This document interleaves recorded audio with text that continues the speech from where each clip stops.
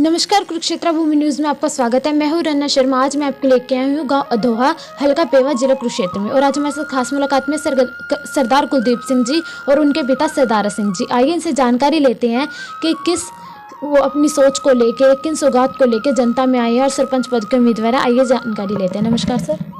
नमस्कार जी। कुरुक्षेत्र भूमि न्यूज़ में आपका स्वागत है। थैंक यू मैडम, आपका बहुत बहुत धन्यवाद हमारे गांव में आने के लिए। जी, तो सर आप जैसे राजनीति में आ रहे हैं, सरपंच पद के उम्मीदवार है, तो हमारी जनता जानना चाहती है आपका मुख्य उद्देश्य क्या है सर?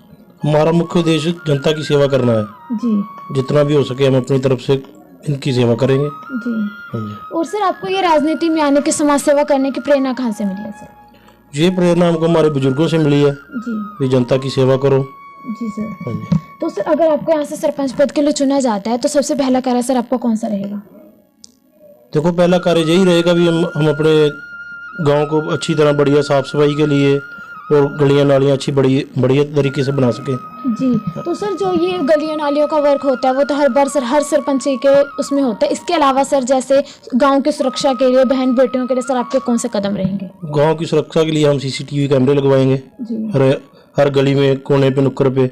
और लड़कियों के लिए जो भी सरकार से मदद मिलेगी वो उसको पूरा करवाएंगे उनसे।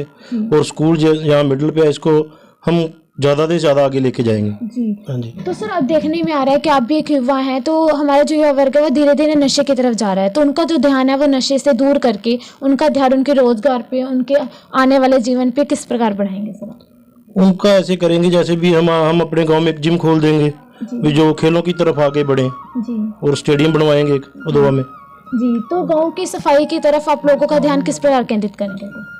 जो भी हमारे सरकारी सफाई कर्मचारी हैं उनके लिए वो जो ट्राली होती है वो लेके आएंगे। और हर एक दिन छोड़ के हमारे जहाँ छोटे छोटे 5-6 डेरे हैं, हर एक दिन छोड़ के वहाँ पे सफाई के लिए उसको भेजा जाएगा। जी। तो सर एक जो सरपंच होते हैं वो ग्राउंड फ्लोर की राजनीति होती है सर, इससे ऊपर जाते रहते हैं तो राजनीति के स्तर बढ़ते रहते हैं। तो ये रहता है कि जो सरपंच पद होते हैं ये ऊपर वाले राजनीतिक वो होते हैं, वो बनने से पहले जनता से बहुत सारे वायदे करते हैं लेकिन बाद में उनको नकार देते हैं। तो उसके बारे में सर आप क्या कहना चाहेंगे?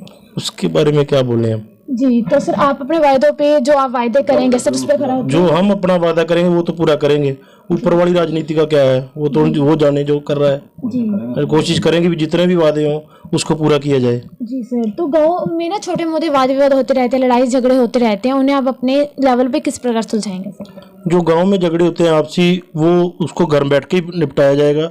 इसके भी कोई थाने में ना जाए, यहाँ पे उसका फैसला करवाया जाएगा। जी।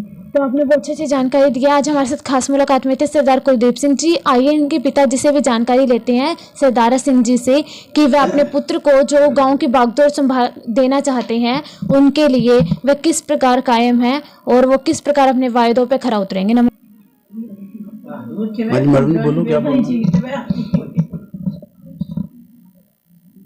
तो सर जैसे आप अपने पुत्र को इसके लिए उतार रहे हैं, सरपंच पद की दौड़ में उतार रहे हैं, तो सर आप किस प्रकार अपने वायदों को पूरा करेंगे? और आपको क्या लगता है कि आपके जो पुत्र हैं वो सरपंच पद के पद पर आकर सरपंच की बागडोर को संभाल पाएंगे, गांव की बागडोर को संभाल पाएंगे? जैसे मैडम बिल्कुल ओके गल है। मैं 2005 से सरपंच बनता हूँ, 3 प्लान का रेगुलर सरपंच, अभी भी मैं सरपंच हूँ मौके का। जी। और मेरा बेटा भी जनता ने पसंद किया है, जनता बोलती है इसको अपने बेटे को बनाओ, अच्छा बेटा आपका। ये भी अपनी सारी सेवा करेगा जनता बिल्कुल। जी। तो सर आने वाले जो किसान आंदोलन चल रहा है सर, काफी टाइम से 2 महीने से ऊपर हो चुका है, उसके बारे में सर आपकी क्या सोच है? आप क्या बताना चाहेंगे हमारे चैनल के माध्यम से? मैडम मैं जिम्मेदार हूँ, जिम्मेदार का बेटा हूँ और मेरे बेटे भी जिम्मेदार हैं। जो गलत कृषि बिल बने हैं इनके खिलाफ हैं हम भी। ये कैंसिल होने चाहिए और मैं जनता के साथ हूँ। जहाँ फार्मर को मीटिंग होगी वहाँ जाऊँगा मैं।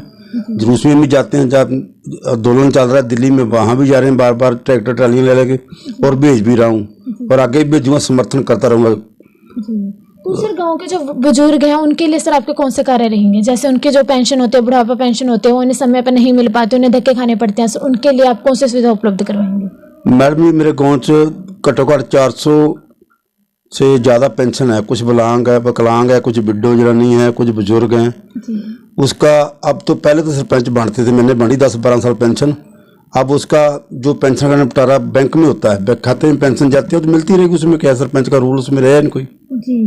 तो सर जैसे गांव की महिलाएं, बेटियां होती हैं, गरीब परिवार की बेटियां होती हैं, उनकी शादी के समय उनको जो ज़रूरतें होती हैं, उनको जो सरकार से लागू करवाई जाती हैं, वो उनको आप किस प्रकार दिलवाएंगे सर? मैडम जो सरकार की स्कीम है वो तो मालिक के साथ जाकर जो भी कोई करेगा उसके साथ जाऊंगा। बाकी मैं अपनी तरफ से जितना मेरे से हो सकेगा कोशिश करूंगा करने की। जी धन्यवाद सर, आपने बहुत अच्छी जानकारी दी है। हमारी भी कोशिश रहेगी कि हम आपकी आवाज़ को जन जन तक पहुंचाएं। तो हमारे साथ एक और खास मुलाकात में उनके भाई हैं, आइए इनसे भी जानकारी लेते हैं। नमस्कार सर। नमस्कार सर आप सरपंच दुनिया चाहती है बनाने, इसके लिए मैं भी इसका सहयोग करूंगा। जनता तो पहले मेरा भी बहुत सहयोग करती है, इसका भी करेगी। मेरे को तबार है, मेरा गांव बहुत अच्छा है और सारा ही गांव हमारा इतना बढ़िया, अभी तक कोई लड़ाई झगड़ा नहीं है। 15 साल से एक भी केस रजिस्टर नहीं है मेरे गांव का।